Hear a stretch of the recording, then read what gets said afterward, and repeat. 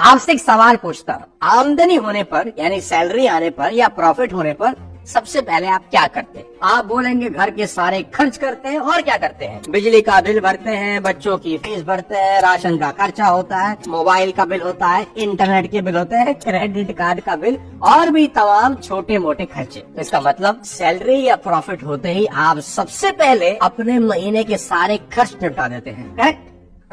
अब आपसे सवाल ये है कि फिर इन्वेस्ट कब करते हैं? तो आप कहेंगे खर्च करने के बाद जो बचता है और अगर बचता है तो वो इन्वेस्ट करते हैं। तो सबसे पहले इसको ठीक करना बहुत जरूरी है। साथियों, आप जो फॉर्मूला लगा रहे हैं वो है income expenses equal to investment. ये फॉर्मूला ही गलत है। आज से फॉर्मूला ये कर दीजिए कि income minus investment equal to expenses, यानी आपकी कमाई पर पहला हक खर्चों का नहीं इन्वेस्टमेंट का होना चाहिए। कमाई होने के बाद खर्च काटकर जो बचता है वो इन्वेस्ट नहीं करने का है। कमाई होने के बाद इन्वेस्टमेंट काटकर जो बचता है वो खर्च करने का है। दोस्तों, पैसों को लेकर मेरी लाइफ की ये सबसे बड़ी इम्पोर्टेंट सीख है जिसने मेरा मनी मैनेजमेंट पूरी तरह से बदल दिया। वॉरेन बफेट कहते हैं कि खर्च करने के बाद बचे पैसों को इन्वेस्ट मत करो,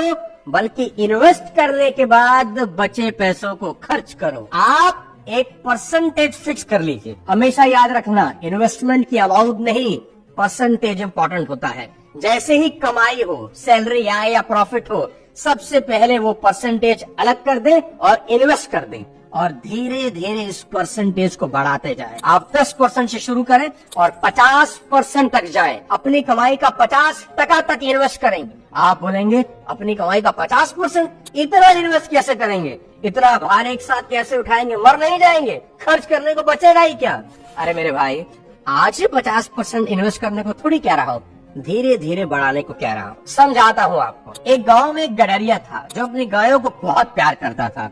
वो एक गाय को कंधे पर लेकर घूमता था। एक आदमी ने पूछा, इतना इम्पॉसिबल काम कैसे कर लेते हो?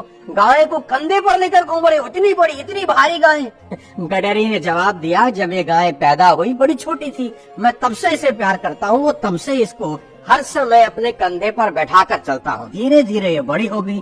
चूंकि मैं हर दिन इसे कंधे पर लेकर चलता था, इसलिए मुझे इसकी आदत हो गई और इसका वजन भी धीरे धीरे बढ़ता रहा, मुझे पता ही नहीं चला। साथियों, बचत के मामले में भी ऐसा ही है मेरे दोस्त। जब आप सेविंग से प्यार करने लगेंगे और इसकी आदत बढ़ जाएगी, तो अगर परसेंटेज 50% भी हुई तो भी आराम से आप इसे उठा लें।